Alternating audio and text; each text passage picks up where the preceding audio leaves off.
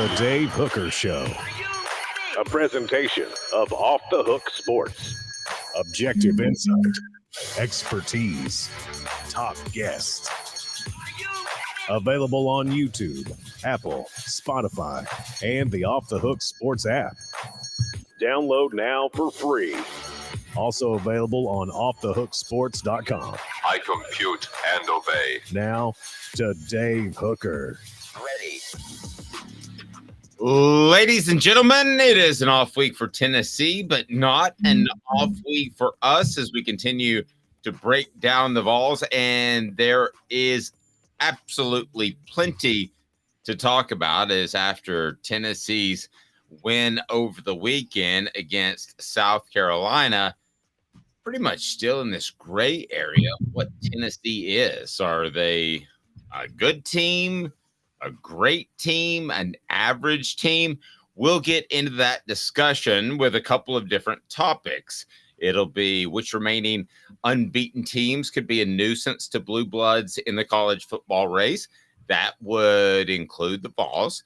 Billy Napier to remain Florida's play caller, despite their offensive woes as we look around the conference. Also, A&M thriving after Jimbo Fisher gave up his play calling. Should head coaches call plays? Of course, Josh Heupel is highly involved in that. Is the NIL affecting college football decisions? We want to compare the Kentucky or Missouri game, which is more losable for Tennessee for a specific reason. Georgia and Alabama, most winnable. And also, we'll get to did the Vols miss a chance to get Nico ready earlier this season. So here we go. It is John Adams joining us as he does each and every Tuesday. Caleb, first of all, I hope you're doing fantastic. I am doing great. Happy Tuesday to you, Dave. You too. And John Adams, how are you, sir? I'm doing well. I added a sports coat today. I think I'm trying to throw Caleb off his game. He gains a slight sense of superiority by dressing up a little more than we do. I wanted to see how he would perform on equal footing. I appreciate that. And what is this? It's Sport Coat Tuesday or something, Caleb, that I'd never heard of it, that you called it last week. It's T-shirt Tuesday. Oh, it T-shirt was a work Tuesday. thing at a place I work. You wear a T-shirt on Tuesday and you try to look spiffy with the T-shirt on. Caleb, you don't work there anymore, do you? I have the right to remain silent. Sort of, I guess we would say. Never mind. Let's go. All right, so we got a lot going on. John, let me get your take on the way Tennessee played before we get off and rolling, looking at Tennessee's schedule ahead. And we're going to debate the most winnable, most losable games among a couple of different candidates. Also, NIL affecting decisions, as I mentioned. And Nico, should he be more game ready, more game prepared? So we're going to get into all of that. But first, your thoughts on how the Vols bounced back. Not bounced back, I guess, from a Florida loss 2 weeks ago. But your thoughts on how the Vols bounced back against South Carolina. I thought it was the most impressive performance of the year. The defense was very aggressive. I thought the secondary tackled better, covered better, albeit against the South Carolina team that was so limited in what it could do. But I really liked the way the offensive line played. When Cooper Mays returned, you could see the difference. And in offensive line, we don't think of that much as a center being such a difference maker. But in this case, Cooper really was. It enabled Tennessee to move Ollie Lane to guard, his natural position, strengthen yourself at two positions. So I was really impressed with that. And as I said, even though the South Carolina is so limited offensively, I just thought the secondary played a good game, and I haven't thought much of that secondary so far. Nope, I would agree with that. And by the way, what does Cooper say about the program? Cooper Mays here. Hit like and subscribe. Hey, Coop, we appreciate that. And we certainly would like for you to do that. We're nearing a new mark on the program, 3,000 subscribers. So we're very excited about that. So we would love to go ahead and hit that mark. Let's get to 4 downs now. We're going to talk some Nico off the top because I thought John brought up a very interesting topic yesterday as we were preparing for the show. And then Caleb and I went through it at our 3:45 a.m. production meeting as we do each and every day. So it's 4 downs now, brought to you by Andy Mason of andymasonrealestate.com. I'll tell you more, but let me start with just best prices and service in the biz. Here we go. 4 downs. 4 questions. 4 answers. The Dave Hooker Show. 4 Downs. A presentation of offthehooksports.com. Okay, so it's funny that John brought this up yesterday in our discussion because I wrote it. And by the way, welcome to all those on the message board. We greatly appreciate you being a part of the program and want to get to your comments, especially in this first topic, which I think you'll find quite compelling. I wrote a column before the UTSA game that it was important for Tennessee to get Nico some real snaps. And I'm not talking about going out there and playing in the fourth quarter against Virginia. I'm talking about real snaps running out there in the second half and seeing what happens. That did not happen. Part of that was because of the game, but I still think there was a possibility to get Nico out there for some more snaps. Now, I say this for a couple of different reasons. I'm not knocking Joe Milton at all. I think he has his limitations. However, I do believe that there is a knee issue, and that was evident at the end of the second quarter of the UTSA game. So that would have been the perfect opportunity. So let me go ahead and ask the first question. What down is it, Coop? Coop here. First down. All right. I'll start with John Adams. Should the Vols have played Nico more in, and that's Nico Iamaleava in game-like situations, particularly that UTSA game? Should he have run out against Texas San Antonio in the first half and begun the second half as essentially the first team quarterback with the first team unit? That's the difference between garbage time. A lot of times he's gone out there with a bunch of scrubs. John, let me start with you. Yeah, I'd even go back to the season opener against Virginia. Tennessee had to know going into that game that Virginia is one of the worst FBS teams in the country. So 0-5 now. So I would have done it in that game too. I think Tennessee missed an opportunity in the Austin Peay game. I know Austin Peay was giving Tennessee a lot of trouble, but you got to think big picture here. And I think meaningful snaps matter a lot more than in the game with second and third teamers. Tennessee, and a lot of teams are in this situation. They're really on thin ice in the quarterback situation. Texas A&M is an exception. When Connor Wigman went down, it was able to bring in a veteran quarterback, Matt Johnson, who's won big SEC games. He pulled off a huge upset in the swamp a couple of years ago when he was at LSU, beat the SEC East champions in a big upset. Not many I don't know if anybody else in the SEC, LSU does with Garrett Nussmeier, but most teams don't have that kind of backup. And the fall could be huge if they lost a starter. And you brought it up.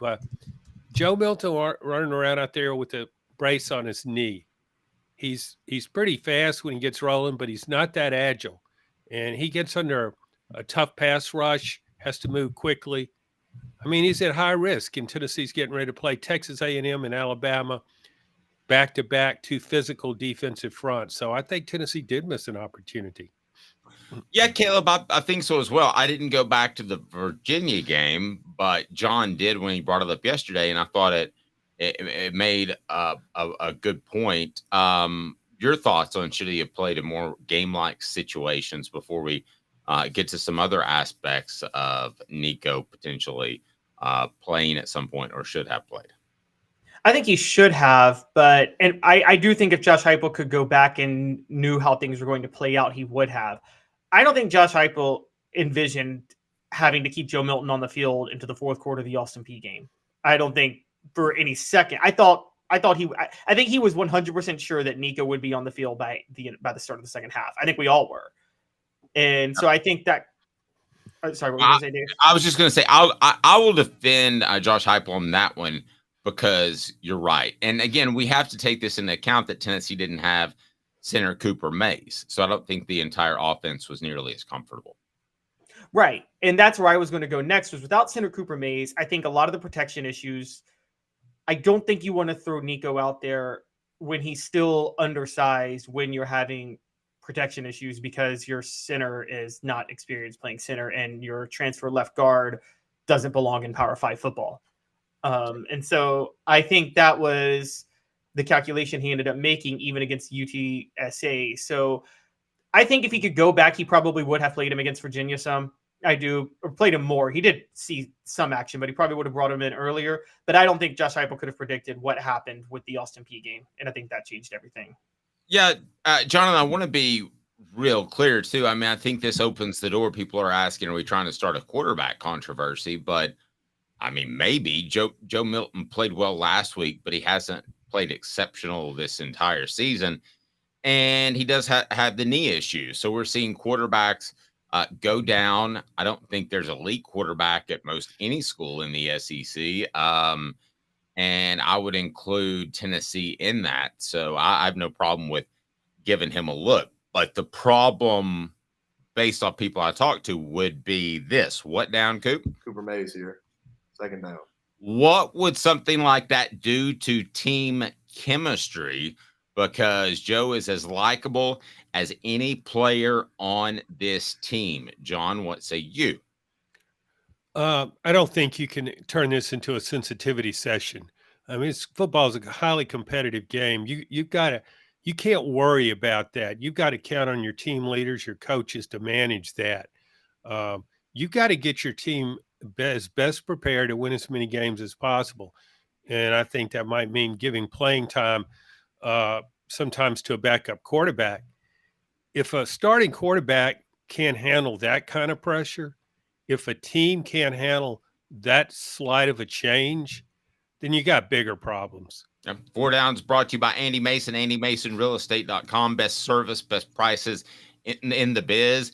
If you're looking at any sort of real estate transaction in Knoxville, AndyMasonRealEstate.com. Support our sponsors.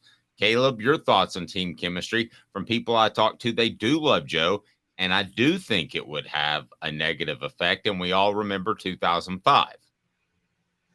Yeah, I think it would too. And I don't think Joe has done enough to lose the job yet to a quarterback who, if you threw him out there, I still keep maintaining that you could literally wreck him, not mentally, but literally physically, because I just don't think he has the size to be able to start regularly in the SEC just yet. And particularly when you talk about going up against Texas A&M and Alabama, I mean, again, they could legitimately break him in half at this point. So wow, 2 for 2. Dave and I are siding against John. John, I'm sorry, we're ganging up on you this morning.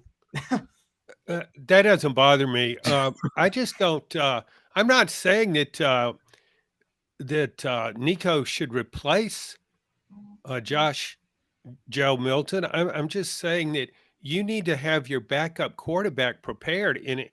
And if that disturbs the team chemistry, that you give a backup quarterback meaningful snaps in a game. They're way too fragile to win anything of significance this season. There you go. You just can't worry about that kind of stuff. What down, Coop? Tennessee center Cooper Mays here. Third down. Thank you. What about a Tim Tebow-like package? Now, I am not saying that he's the power running quarterback that Tim Tebow is, but I'm sure there are things he does better than Joe. I think he's probably a little bit more agile, a little bit better runner. Caleb, I think that addresses your concern that he could get broken in half. He's not playing 80 snaps. He might play 10. Would anybody support that, a Tim Tebow package where he comes in for real game-like situations and for a down or two per half? Let me start with you, John. Thoughts? Well, we've seen Joe Milton against both Austin P and Florida going into passing slumps, so to speak, where all of a sudden he couldn't hit anybody. There were some drops in there too. But if he's performing well, no, you don't change anything in a meaningful game. But if he has one of those lapses and he's prone to doing that, why not give Nico a series? I don't know what exactly he does best. And I don't know his injury history. He's always been thin, I assume. He didn't suddenly become thin. So, and I know the guys are bigger and faster in college, and it's a greater concern, but I just don't think you can baby a guy. I just think it's important to really get him ready. I'd rather do it that way than have Joe Milton go down in the second quarter at Bryant-Denny Stadium, and then you tell Nico to put his helmet on. You're the quarterback. Caleb, what say you? Smoky Mountain Red on the message board said 1,000% for Nico getting first team snaps. This definitely will split our audience. I could have told you that before the show. As Travis saying, I'll just go ahead and say it. Give Nico the start this Saturday and see how he does. That is sarcasm in text. Caleb, what do you think? I think that the problem with the Tim Tebow package is I've never seen Nico would be a change of pace for his ability to. Yes, he's a more fluid runner, but it's not that much of a difference. It's him throwing the ball that's different. Tim Tebow was a change of pace because there's a 3rd and 2 or 4th and 1, and you got a pocket passer in Chris Leak, and you're bringing in a runner in Tim Tebow, and the defense is already on their heels. What's the change of pace Nico's going to bring? What, 3rd and 10? You're going to bring in Nico because he has a better arm than Joe Milton? Well, the defense isn't really on its heels on a 3rd and 10 in that moment. So I don't think you bring in Nico just for a change of pace to catch defenses off guard. I don't think that would work. Perhaps, Dave, you shouldn't have brought up Tim Tebow because he was such a unique player. I do think, though, when things aren't going well, you can use a change of pace, and you would put together a package that best suits Nico's skill set. And it may be all passes. It may not be any runs. It may be rollouts, whatever. But we know that Joe Milton really can't throw on the run, and now he's got a knee brace. Yep.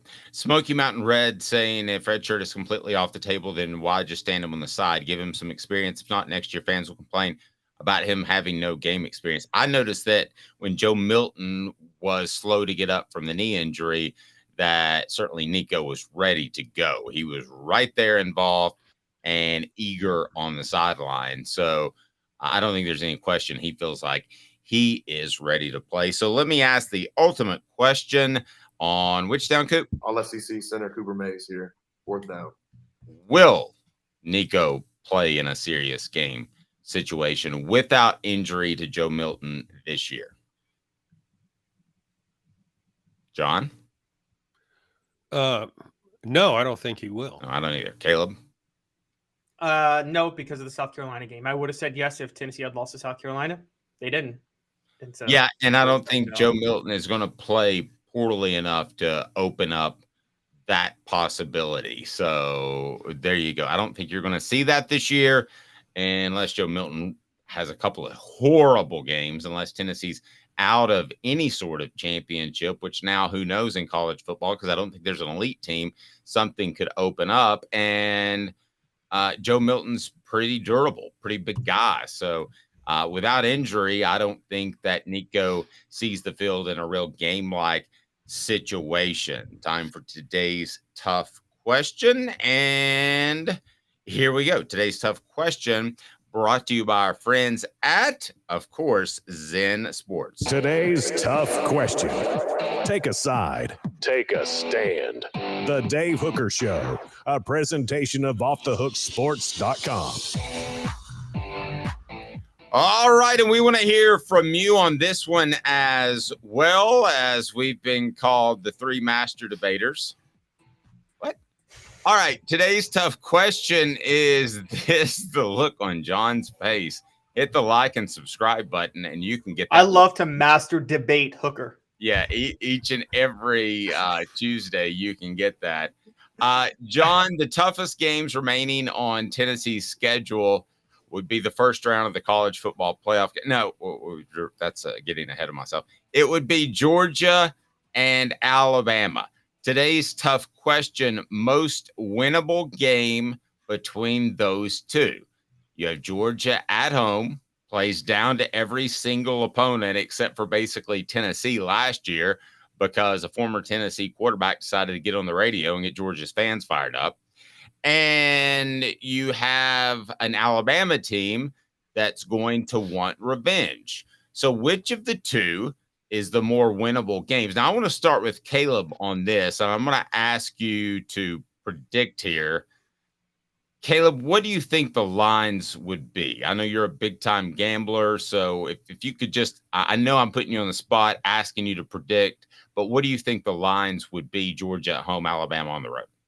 I think it'll be 7-9 Georgia on the road. I think it'll be 11-14 Alabama, or Georgia at home, 11-14 Alabama on the road. I think you're going to look at close to 2 touchdowns for Alabama on the road. Okay, well, I was going to think 9-10 for about both. John, what do you think of that number before we get into the more winnable game? Well, I think it's hard to set it now because of what's coming up. Alabama playing A&M this week, Tennessee playing A&M the following week. I think the Alabama game could be – I think both lines could be under what you're saying. But that's incumbent upon how well Tennessee plays against Texas A&M. I think that's gonna sort of reshape how the rest of the season, the outlook for the rest of the season, that Texas A&M Tennessee game. Travis says it's definitely Georgia. Appalachian Red Root said, Travis, I agree because of location. Guys, I disagree. I think Alabama is the more beatable team this season, and I know they've got revenge on their mind, but John, I saw that team get pushed around by Texas, and Tennessee's defensive front's pretty stout in a different sort of way, maybe not as big and strong, but fast and make plays. I think the Alabama game now is more winnable, and I don't know that I would have said that before the season. You? Yeah, I agree with you. I kind of, even though Georgia had a rough outing against Auburn, the game went it was undecided right until the end. I was really impressed with Carson Beck at quarterback. Tremendous pressure on a guy trying to win a third consecutive national championship, replacing Stetson Bennett. Hostile environment, his first hostile environment as a starting quarterback, and he was on target in that fourth quarter. He got the ball to Brock Bowers every time he needed to.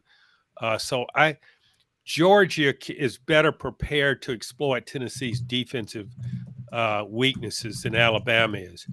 I mean, Alabama, running games might be about the same. Alabama gets an edge because of quarterback Jalen Milroe, but overall, Georgia has better receivers and it has a much better passer. So home field advantage notwithstanding, I would still say Georgia.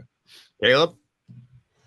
I disagree with both you guys. And this is not based on last week's game. I'm actually mostly with John. I think people are overreacting to Georgia struggling at Auburn. That's a SEC rivalry game on the road against a good coach at Auburn, who I think very lowly of as a human, but I think very highly of as a coach in Hugh Freeze.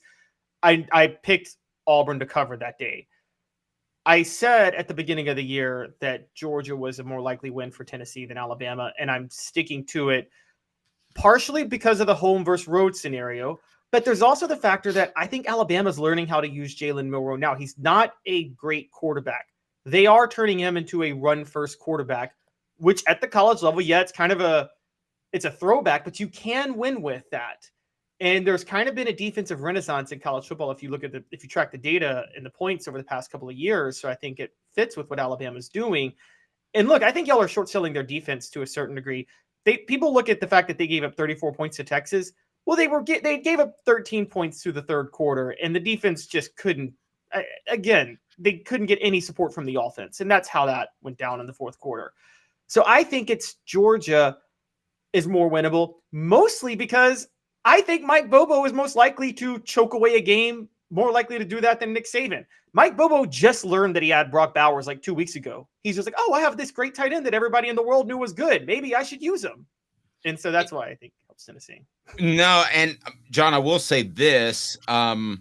With Jalen Milroe, that could be a game where Tennessee theoretically outplays Alabama But with Tennessee's vertical pass rush, could he bust a gap or two and make a couple of plays that could change the whole flow of the game? Yes, I think that's a real possibility. Carson Beck doesn't give you that to that extent.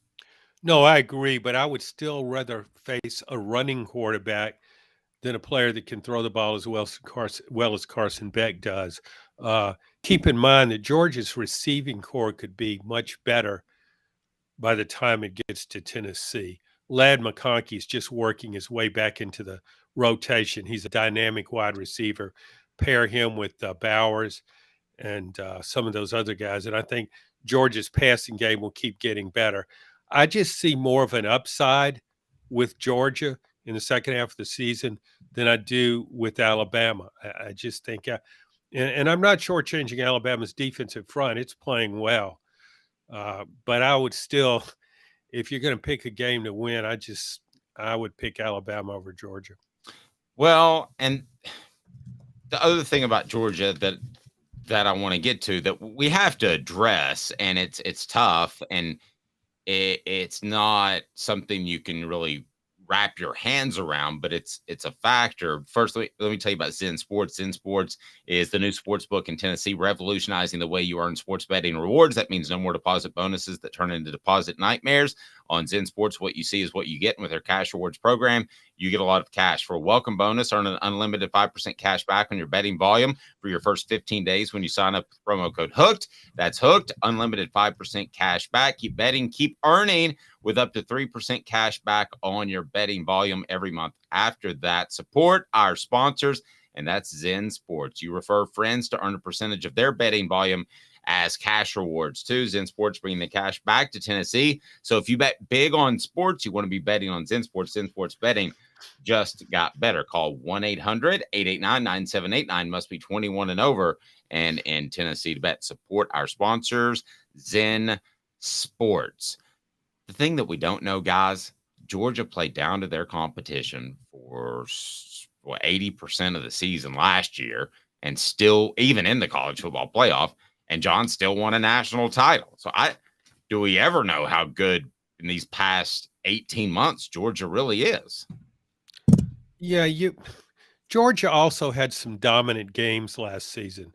I don't think this team is nearly as complete as the last one was. It doesn't have a big play running back. It's moved a wide receiver into the running back to into the backfield to try and get more playmaking ability there. Its defense isn't as good. Nazir Stackhouse at nose tackle can't do what the last two nose tackles did. Jalen Carter, and before him, what was his name? Jordan Davis.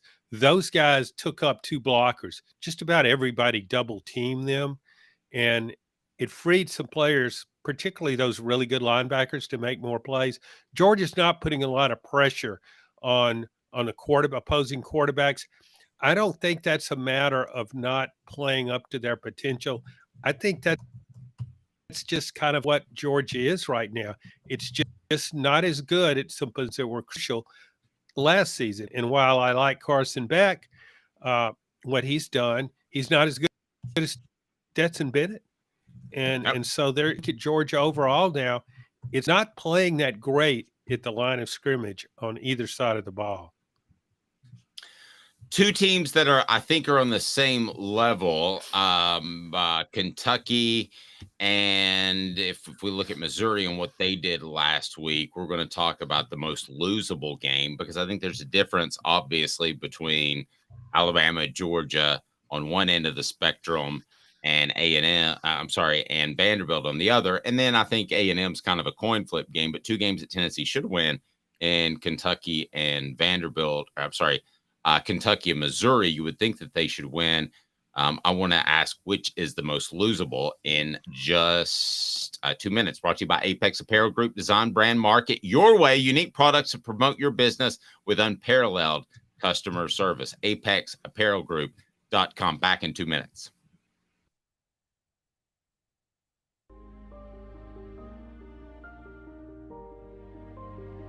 Our family has been creating one-of-a-kind pieces of jewelry in West Knoxville since 1986. Each piece is a combination of unique processes that bring your idea to life.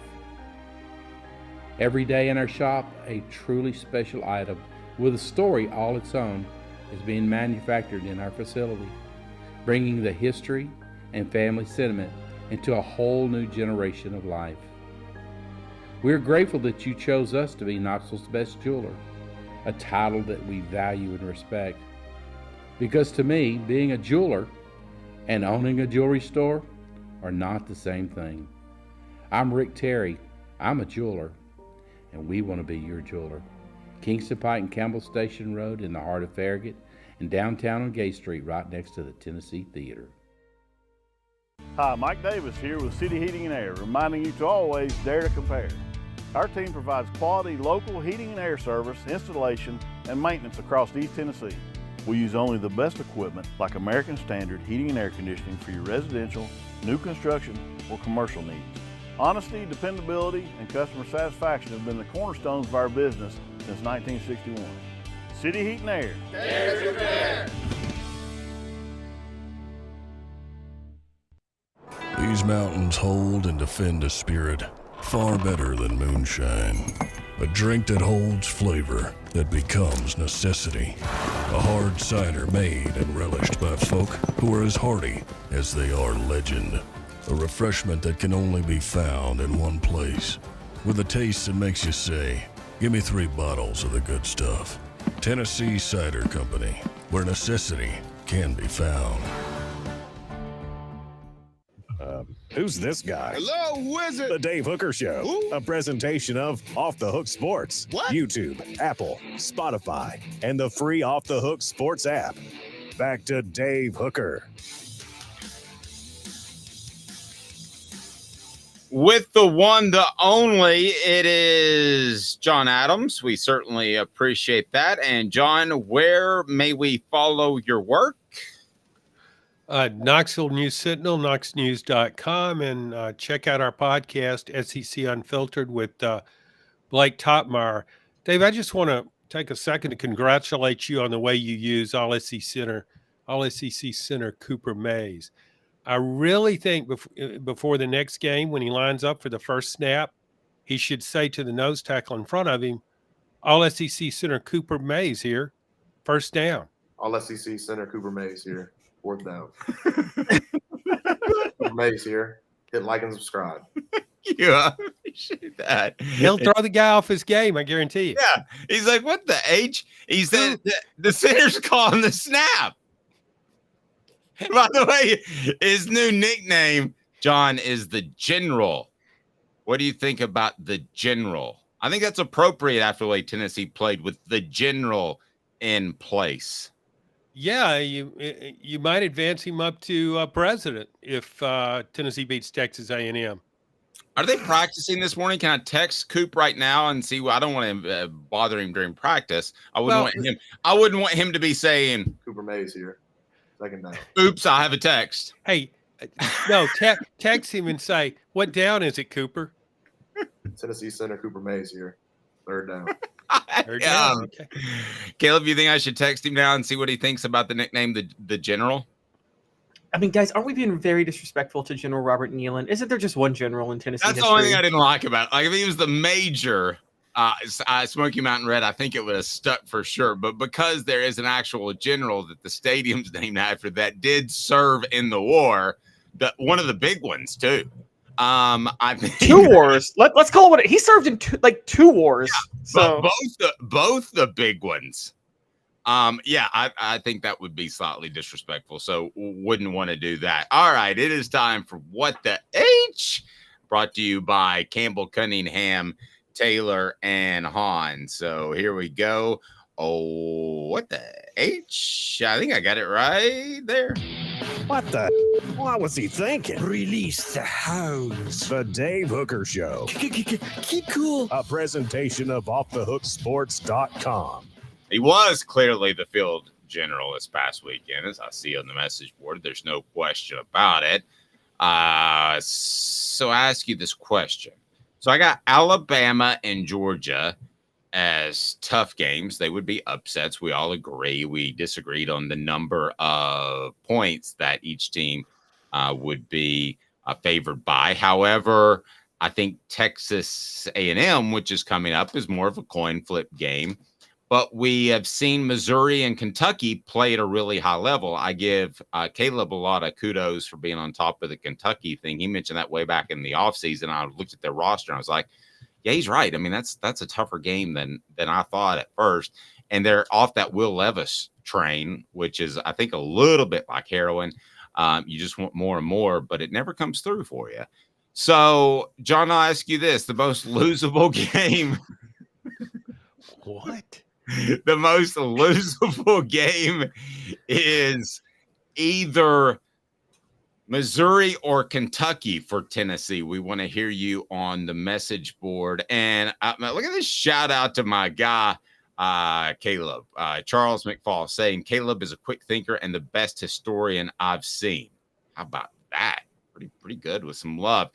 I think between the two teams that Kentucky is the most losable. I thought that before the season. I'm going to stick with that because I think Eli Drinkwitz is good about 1 in 3 games for just having a complete dolt outing.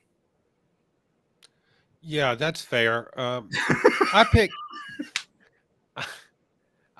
I hope Eli's watching right now. Eli, oh, that's fair. Like, there's no question. That's a very good possibility. Yeah, I just in preseason I thought Missouri was slightly ahead of Vanderbilt. Well, maybe not slightly, just ahead of Vanderbilt, but I thought it would be 6th in the East. I really underrated Missouri. So impressed with the way it played against Kansas State. It has a home field advantage now. The crowd was really into the game. The reason I think it's tougher for Tennessee to win that game than Kentucky has a depth issue. If it loses Ray Davis, its star running back, I don't know who the go-to guy would be. It's so dependent on him, and even Devin Leary, who probably hasn't been as good as he was 2 years ago before he was hurt at NC State. But the drop-off between Devin Leary and the next guy would be substantial. I think Missouri could withstand an injury at those positions a little bit better. So I just think, and also there's a history. Kentucky just goes out of its way to find ways to lose against Tennessee, even on those rare occasions when it has more talent. I mean, it just finds a way to lose games. Sometimes it's a boneheaded coaching move. So a lot of times it's a field goal kicker who suddenly can't get the ball airborne. It's just a lot of things through the years. It's hard for me to think of Tennessee losing to Kentucky. But I think both of those games will definitely be tougher than they were last year. I feel the exact opposite way about Missouri. I just can't envision them losing to Missouri. To me, Caleb Eli Drinkwitz would kind of have to out Josh Heupel with less talent. Tennessee, I think, would be able to score more points against Kentucky. And if Missouri tries to keep up on the scoreboard, I don't think it's going to work out. Which do you think is more losable, Missouri or Kentucky? So this is very tough for me because I do believe in history to a certain degree. And John is right. There is Tennessee and Kentucky is like, it's very similar to Tennessee and Florida from the other way, where Tennessee just, I think, and I do believe there's a psychological factor that filters down through the campus to the players when Kentucky plays Tennessee or when Tennessee plays Florida, where they're like, oh no, we're supposed to lose this game. So on that, and just for a quick history lesson, John, I don't know if you probably know the story, but 1950, Bear Bryant's best team ever at Kentucky, going to Tennessee to play, clearly had the better team. The great blizzard, Appalachian blizzard of 1950 hits the week of the game.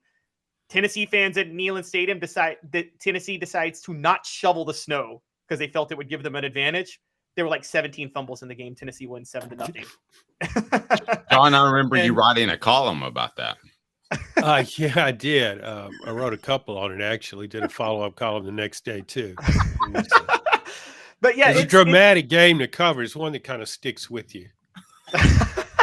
Yeah, Mother Nature even decided, no, Tennessee can't lose to Kentucky. And so, but all that being said, John, I agree with Dave. I think Kentucky's a bigger threat. I think Kentucky's a better team. I think Kentucky's better coached than Missouri. Now, you had them 6th. I did pick them 5th because I actually picked Florida to finish 6th in the East this year. But I do think Kentucky's a better coach team.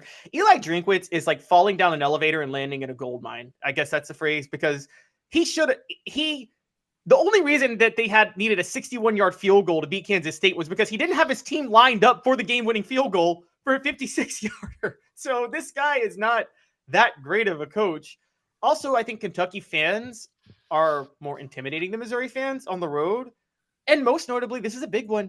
Guys, Kentucky has Tennessee coming off a bye. That's a big deal. So they have 2 weeks to prepare for Tennessee. And so I think that's why Kentucky. While you're ridiculing Eli Drinkwitz's coaching ability, keep in mind that Ed Orgeron coached one of the greatest teams in SEC history. Still remember SEC media days. I went up to somebody and I said, I think they're loaded, but I just can't see him hoisting the national championship trophy. And sure enough, he did. All right, which coach like just managed talent and did nothing and did less? Ed Orgeron or Larry Coker? Oof. What is recruiting count as doing something? I mean, if recruiting counts as doing something, I would say Larry Coker did less. But if they don't, call it a coin flip, and I don't know. Well, I'll put it this way: if they're playing a chess match, I'd take Larry Coker. If they're playing a chess match, I'll take the board. But we're in early October, and that's Barry Switzer. Is that for the NFL, right? For the Cowboys in '95? Oh, no question. Don't get me started eating a hot dog during a game. But out of the 2 guys, we're in early October. Who has the greatest chance of messing their team up, Eli or Mark Stoops?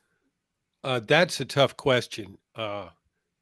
Some of the worst football and worst coaching I've seen in the SEC in recent years has been in Missouri-Kentucky games.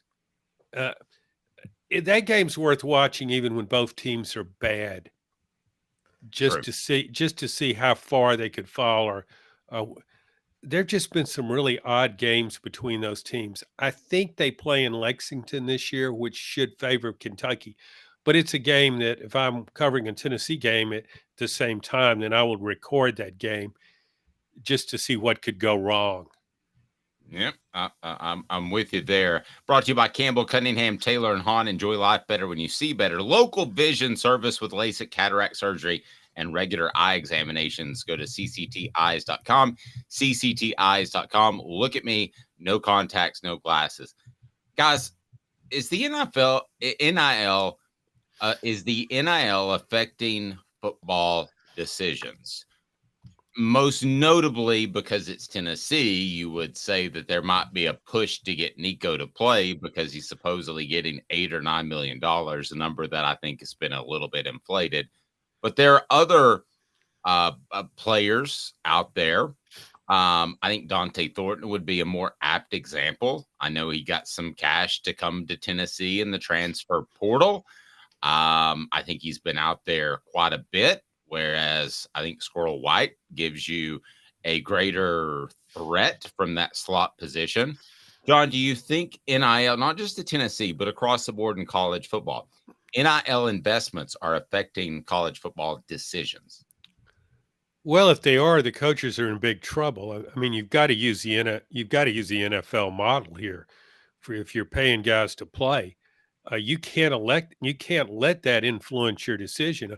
Otherwise, Bill Belichick would never taken Drew Bledsoe out of the starting position for Tom Brady. He was one of the highest paid players in the NFL. Tom Brady was working for not nearly as much money. So, yeah, I just don't think I can see where there could be some pressure to bear on a coach occasionally, depending on the situation, maybe from families of players. But I just can't. I just don't see how that would be possible. You've got to play your best guys. It's too hard to win in this sport unless you're playing your best guys. And you're making a big mistake if you say, "Oh, well, he's making more money. Let's get him out there and let's appease our boosters and our collective." That won't work. Well, I'll differ with you on one thing, John. With NIL money, if I'm paying a player and his family, they don't even get my cell phone number. I'm not even appeasing kids anymore. And coaches used to have to do that. Caleb, what say you? So I do think this is a case by case basis. I don't want to put a blanket thing over it. And to go the NFL model, I'm going to quote, funny enough, believe it or not, a former president before he was ever president he was on Quite Frankly, Donald Trump was on Quite Frankly with Stephen A. Smith one time and had a saying, which is, if I give you $1,000 loan and you can't pay it back, you've got a problem. But if I give you a $200 million loan and you can't pay it back, we both have a problem. And so with NIL, I think that's where it's going, which is if you pay a player like $10,000 and he doesn't perform or he's a bust, that's on that player. He takes $10,000, but he's not going to play. If you pay a player $8 million and he's a bust, you got kind of an issue with some boosters. And I think that is a bigger issue. That's a great point. I want to further that with there are coaching decisions that are made. And I think Hendon Hooker and Joe Milton in 2021 would be one that you have to make that in your mind as a coach, you're close to 50-50. John, so if it's 55-45, I think guy A over guy B should play, but guy B is supported by Pilot, one of the biggest sponsors. I might lean towards guy B if it's close. And these decisions are oftentimes, they look like easy decisions afterwards, but a lot of times they're pretty close in camp and in practice. Well, you also have to consider, as Caleb said, case by case. You also have to consider the position the coach is in. If he's solidly entrenched as a head coach, he doesn't have to bend to the will of boosters in the least bit. If he's Billy Napier at Florida, he might have a little bit better listening when it comes to boosters. I think it does depend on how secure the coach is, and there aren't a lot of secure coaches, maybe, but there are also a lot of high-paid ones in the SEC. And Josh Heupel is one of those guys. I don't think people are going to question Josh Heupel much right now. Now, you talk about where you are in your security in your decision making concerning NIL. On the flip side, Smoky Mountain Red says NIL is clearly balanced out recruiting from Saban taking all the talent. Do you think it's that simple, John? Yeah, I guess. I mean, the whole NIL thing just raises so many questions, and you combine it with the transfer portal.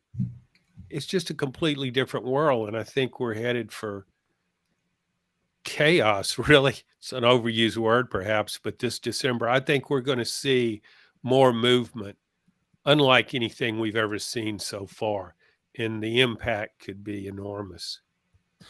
How do you see that impact, Caleb, in the future years? I think you're going to see talent spread evenly like peanut butter.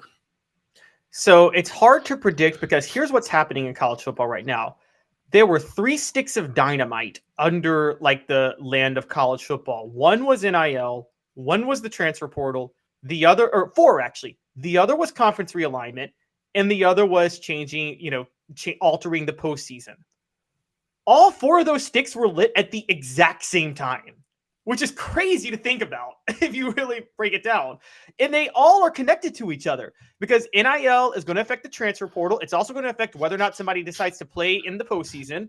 And then you have conference realignment determining, is there going to be a hierarchy in college football that we're not aware of yet? And so it's absolutely crazy to think about the fact that, look, I'm going to be honest. I'm making some predictions. I don't know how this all ends up. And I don't think anybody does because I think what you've seen is, again, you lit 4 sticks of dynamite at the exact same time. And nobody knows exactly what's going to be the result of that when it explodes the entire landscape. John, I do think it would have been better to adjust to for programs, but they're all getting millions of dollars, so I don't really care. But it would have been better for them if it had been one step at a time. It just kind of got all thrown on college universities in roughly 18 months. Yeah, it's a proverbial runaway train. Obviously, the NCAA wasn't ready for this. It wasn't very farsighted. I don't think it was very good in projecting what could happen. But I mean, what do we expect from the NCAA? So, yeah, I just think though, it's just going to keep building. I still think we just don't know where this is headed, and we don't know how extreme it's going to be. No, I agree. John, great stuff as always. How do we follow your work? Knox News Sentinel and Knoxville News Sentinel and knoxnews.com, and check out our podcast, SEC Unfiltered with Blake Tottenham.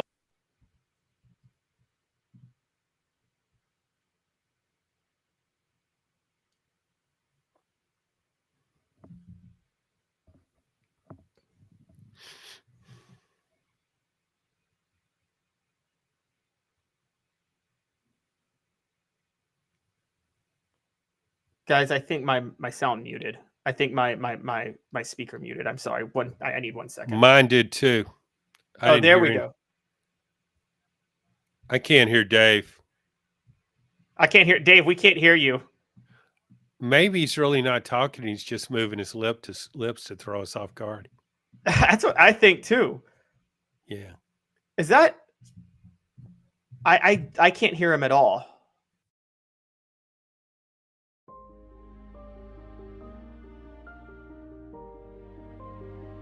Our family has been creating one-of-a-kind pieces of jewelry in West Knoxville since 1986. Each piece is a combination of unique processes that bring your idea to life.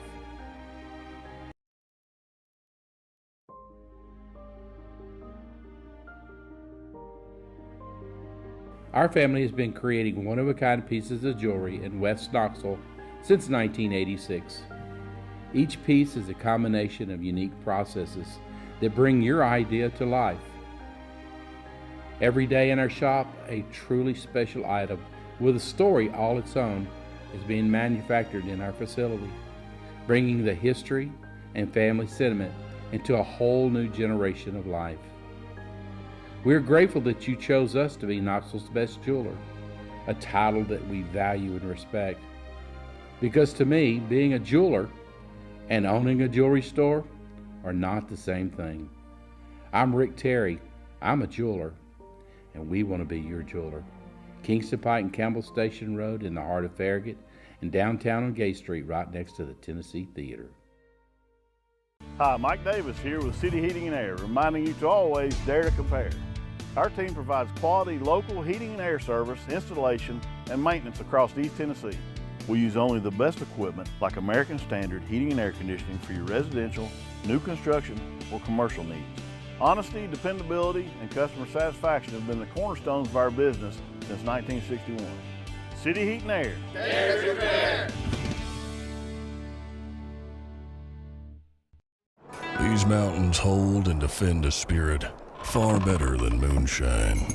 A drink that holds flavor that becomes necessity. A hard cider made and relished by folk who are as hearty as they are legend. A refreshment that can only be found in one place. With a taste that makes you say, give me 3 bottles of the good stuff. Tennessee Cider Company, where necessity can be found. Welcome back to the show. Checking with Dave real quick to see how things are going. Dave, how's it going on your end? Still have some technical difficulties right now. Dave, can you hear me?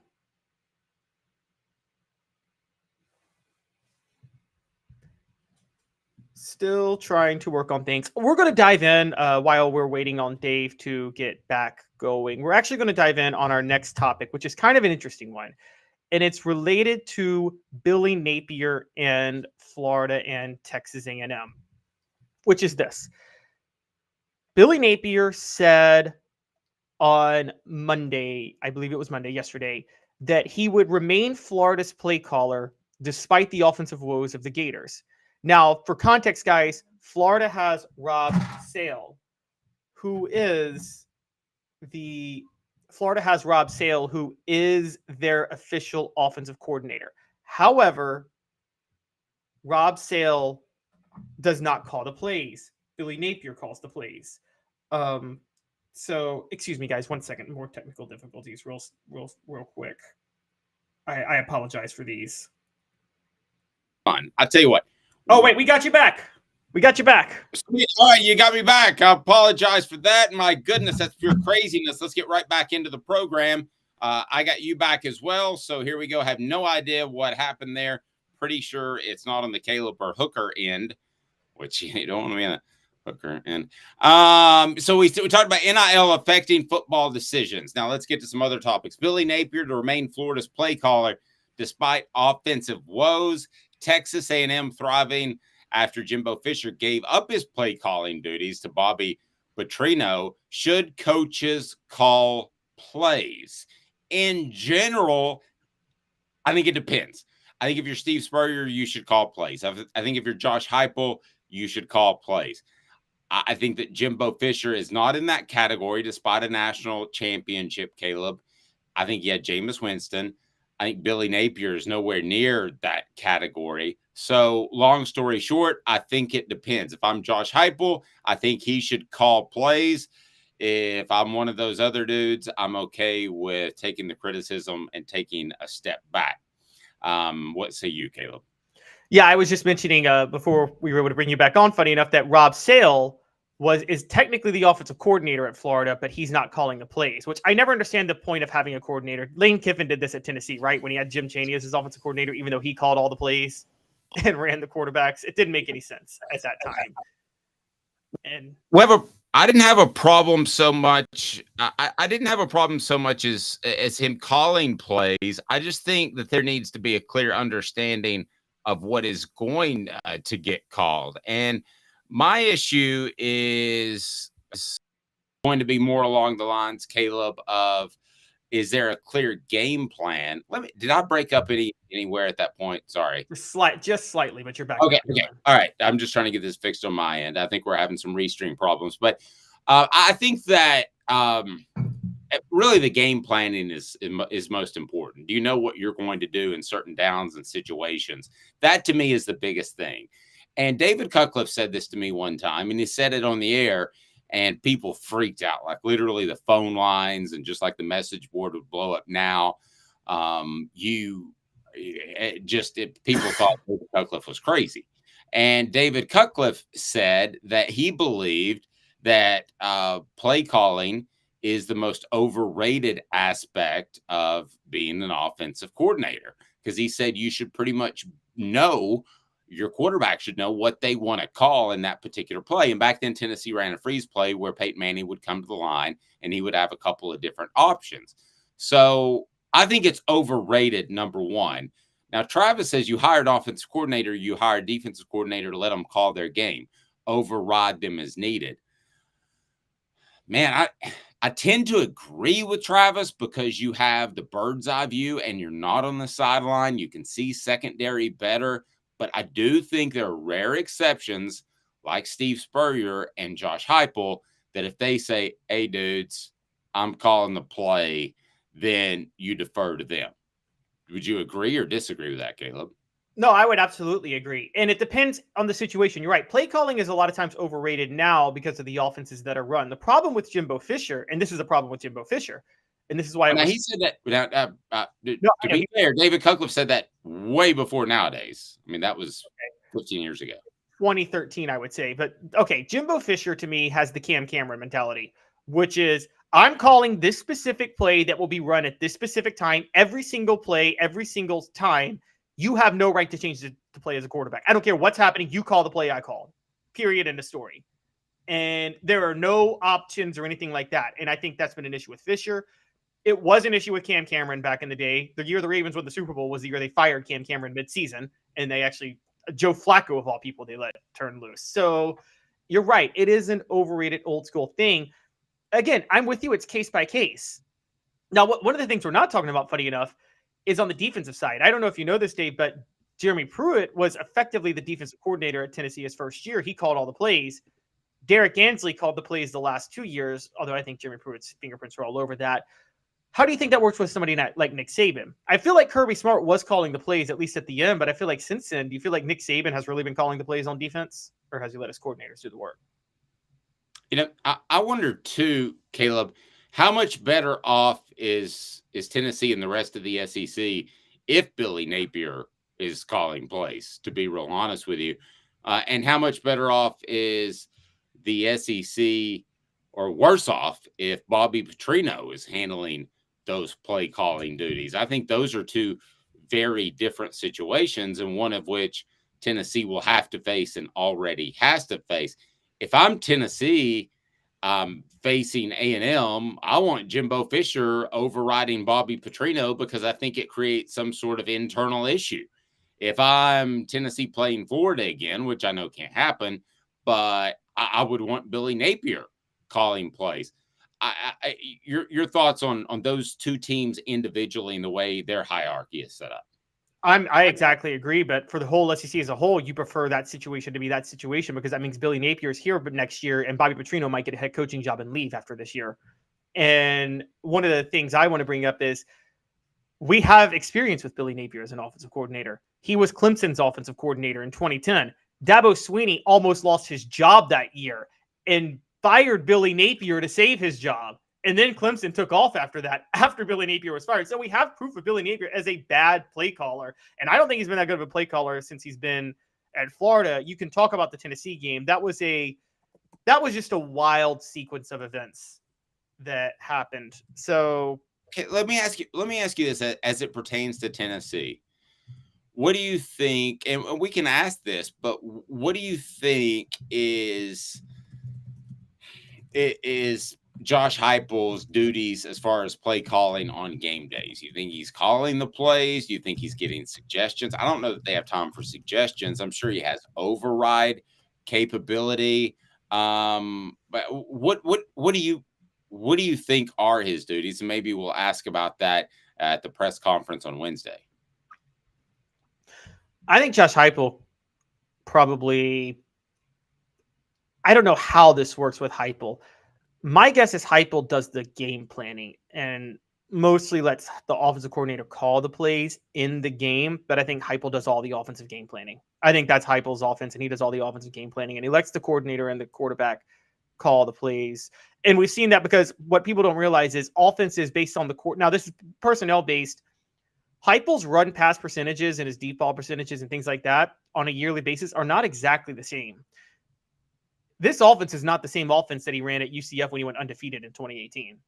It's a little bit different from that. So I think that has to do with Heupel's, again, it goes right to what you talked about. Play calling is overrated. Heupel's role is he does all the game planning for the offense during the week and I think he makes all the personnel decisions too for the offense. You have, including the coordinator, you have 1, 2, 3, 4, and the head coach. You have 5 coaches, right, that are involved in offensive game planning, right? Let's see. And Joey Hawsley, Glenn Ellerby, Jerry Mack, Kelsey Pope, and Alec Ablin, and that doesn't include Josh Heupel. So it'd be 5, right? 5 on-field offensive coaches, yeah. Okay. To me, when you come to the line on a 2nd and 6, 90% of the time, everybody should be predicting the same play. Now, there are going to be occasions where you're going to run the Princeton Fant end around and things like that they did last year, but you should all be thinking of the same play each and every time. You should also be thinking about Rick Terry Jewelry Design. They want to be your jeweler looking for affordable game day jewelry. How about the Fire Opals? That's a Tennessee tradition. They're affordable. Go to rickterryjewelry.com. That's rickterryjewelry.com. I don't think that if you're Kelsey Pope, I'm just picking him out of left field, but if you're Kelsey Pope, I don't think that you should be surprised by any play call that happens during the game. Caleb, I think you should have a rough idea of what's going on based off what you've seen from the defense earlier and what you've game planned for all week. I don't think it should be a surprise whatsoever. That's why I go back to David Cutcliffe's comments. I think play calling is highly, highly overrated. There might be a handful of calls in the season that change the course of a game, but there's not a lot. No. And I mean, also a lot of times I know there's certain offenses only have like 5 plays that they go to on a regular basis. That's pretty much it. I can tell you guys right now, you guys thought when you guys watched the Colts and the Broncos play all those Peyton Manning years where Peyton Manning looks so much smarter than the rest of the league. watched a thing with Peyton Manning on it. You know, he only had like 4 or 5 plays in his arsenal the whole time. And all he was doing with all those changes at the line of scrimmage was he was trying to get the defense to bite on his audibles. 90% of those calls were dummy calls that they weren't going to change anything. His goal was to try to get the defense to bite.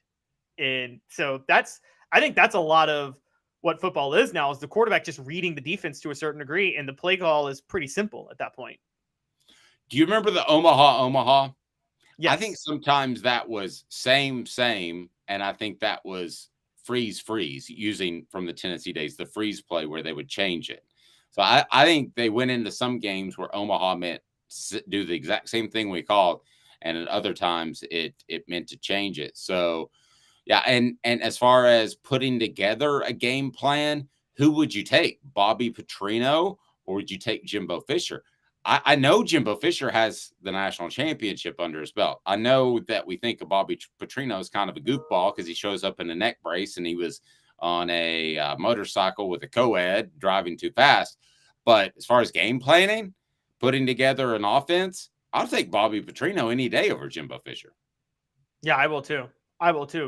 Now, I thought the game had passed both of them by. I was wrong. It looks like Bobby Petrino has evolved finally. I think the game did pass him by, and I think he accepted it and changed afterward wherever he was, Idaho or wherever he was, maybe Missouri State. But I agree. I think Bobby Petrino, now I would take him over Jimbo Fisher. I think Fisher was really stuck in a certain way for a long time, like it was the mid-2000s. Look, I'm not here to knock Jimbo Fisher, the offensive coach. The 2001 SEC, anybody that questions him, go watch the 2001 SEC championship game. He changed on a fly from Rohan Davey to Matt Mock, and John Chavis was left completely confused on how to stop a running quarterback because that was not who they prepared for all week in Rohan Davey. And no, I absolutely agree. Sports Treasures carrying over 5 million sports treasures and so much more. Follow on Facebook for the best sports updates. That is Sports Treasures TN on Facebook, Sports Treasures TN, and they're dropping stuff all the time. Speaking of dropping in on the party, which of these teams is most likely to be this year's TCU? And I would argue that it's even more open than it was last year, because I thought Southern California was really good at this time last year. I thought Georgia was good, but playing down to their opponents. I thought Ohio State was really good this time last year. So I didn't see a TCU dropping in early October. Obviously they did, but let me ask you about some teams if they could drop in on the race in the college football playoff. And one, Tennessee will play. You've got me a list of teams out there. You say Kentucky? Kentucky's not going to drop in on the college football playoff. Okay, these are the teams that are undefeated that you wouldn't consider to have a legitimate shot at the playoff. So let's get the teams that have a legitimate shot that are undefeated out of the way. Georgia, Michigan, Ohio State, Texas, Florida State, Penn State, USC, Washington, Oregon, and Oklahoma. Those are the 10 undefeated teams that they have a shot at the playoff, right? Yes. Okay. There are 12 more teams. These are the ones I named that are still undefeated, that it would shock you if they stayed in the race. And they could be a nuisance for Tennessee, not just by playing Tennessee, or not just Tennessee, another team. Say you're one of those 1 or 2 loss teams trying to jockey for that 4th spot, but this other lower level team just won't lose like TCU did last year. That's right. Who I'm talking about. Which of those could be the nuisance? And that's who these 12 teams are. So. Okay. I say Kentucky's not going to run. I don't think they'll be a nuisance, but I will give you this. I think that on this list that Kentucky is the most likely. So let's run through some of these other teams. You want to Hank Kingsley and Tracy Morgan me for each one? Oh, maybe. The sound effects may not work right now, so it's okay. I'm sorry. Oh, I thought it was. It was Tracy Morgan you there, but we're having a little bit of technical difficulties. Missouri, I will say, that's crazy. I don't think that Missouri can drop in on the college football playoff. Could they be a nuisance? Well, if they're a nuisance, they would have to beat Tennessee. So I don't know that completely fits the criteria we're looking for. If you're like at Penn State, though, in the Big Ten, could they be a nuisance for you? Certainly. If they're a 1-loss Tennessee team, if they have 1 loss in the SEC, then I think that they're in the college football playoff conversation. Washington State in a surprisingly good Pac-12 that's about to be relegated, downgraded, whatever you want to call it. I think that's the situation. Washington State did just beat Oregon State, who then turned around and beat Utah.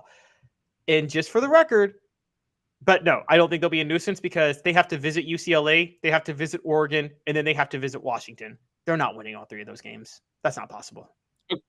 So who out of this group, the rest of them, UNC, Miami, Louisville, Maryland, Fresno State, James Madison, Marshall, Air Force, Liberty? I hate to sound like a broken record, but I'll sound like I was last October, and that is I don't see a team breaking into the college football playoff from that group. Do you? Watch out for UNC. They get Miami at home.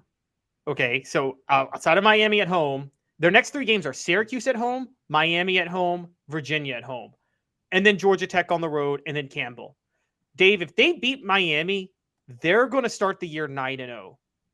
And then they have Duke at home, by the way, at home, which they should win, even though Duke started the year undefeated. UNC getting Duke at home, UNC should win. Their only other tough game will be Clemson on the road, but this isn't your older brother's Clemson team. I didn't want to say father's Clemson team because it was just a few years ago they were good, but this isn't your older brother's Clemson team.